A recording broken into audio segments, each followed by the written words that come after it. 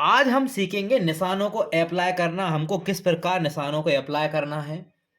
तो हम आपको सीधा सिंपल तरीके से ये बता देते हैं कि क्या होता है कि प्लस का गुणा जब प्लस की संख्या से होता है, प्लस की संख्या का गुणा अगर प्लस की संख्या से होता है तो आपका प्लस की संख्या ही आती है।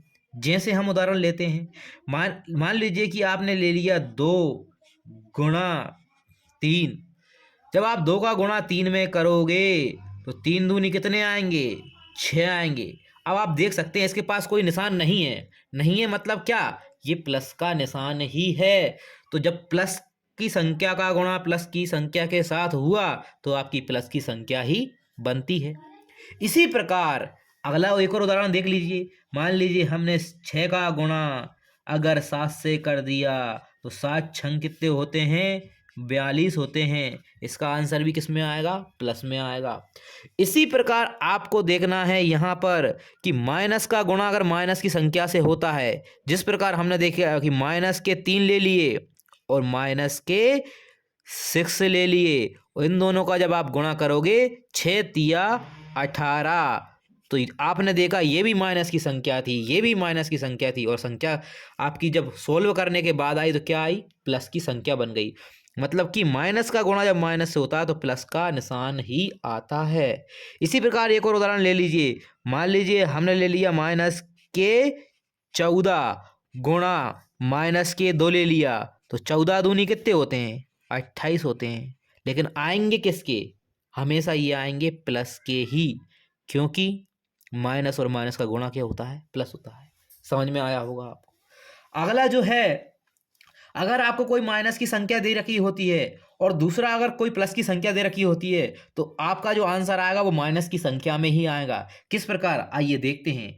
मान लीजिए यहाँ आपको माइनस के 4 दे रखा है और माइनस की 4 का गुणा हमने 3 में किया। 3 क्या हो गई? प्लस की संख्या, वैसे पास कोई निशान नहीं है। तो 4 तिया कितने होते हैं? 12 होते हैं। क्या होते हैं? 12। लेकिन वो क्या आएगा? निशान उनके आगे कौन आएगा? माइनस का आएगा। चूंकि माइनस का गुणा प्लस से किया गया इसलिए क्या आया है? आपका माइनस की संख्या आई है, और संख्या का गुणा संख्या से करना तो आपको आता ही है। अब अगला हम देखते हैं, इसी में एक और उदाहरण ले लीजिए। मान लीजिए हमने ले लिया माइनस के 20 ले लिया और एक और ले लिया 7 ले लिया, क्योंकि हमको एक माइनस का लेना है पहला वाला, दूसरा लेना है प्लस का। कितना आएगा? 20 7 140। लेकिन ये आएगा किसका? माइनस का। चूंकि माइनस का गुणा किससे हुआ है? प्लस की संख्या से हुआ है। माइनस की संख्या गुणा प्लस की संख्या से हुआ है, तो क्या आएगा? आपका माइनस का ही आंसर आएगा। इसी प्रकार हम देखते हैं कि आपको क्या दे रखा है? प्लस की संख्या गुणा माइनस की संख्या से करना है। हम देख लेते हैं। हमने देखा 5 का गुणा हमने माइनस के 2 से कर दिया। किससे कर दिया? 2 से। इसको हमको कोष्टक में लिखना रहता है। क्यों लिखते हैं? क्योंकि ये दो निशान अलग अलग आपस में दिख जाएं। तो क्या होगा? 5 दूनी कितने होते हैं? 10 होंगे। लेकिन निशान कौन सा आएगा?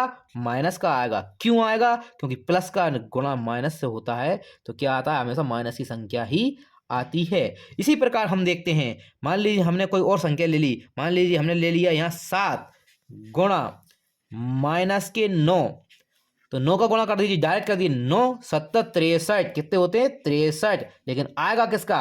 माइनस का ही आएगा, क्योंकि प्लस का गुणा किस में हुआ? माइनस में हुआ, तो माइनस की संख्या ही आएगी। आप इसको वैसे तरीके से ऐसे भी समझ सकते हैं कि अगर जब एक जैसे निशान हो तो आपका क्या आता है? हमेशा प्लस आता है। अगर एक जैसे निशान हो तो क्या आता है? प्लस की संख्या ही आएगी। अगर अलग अलग निशान हो, अलग अलग निशान हो तो माइनस की संख्या ही आएगी। इसी प्रकार अलग अलग निशान हो तो माइनस की संख्या ही आएगी।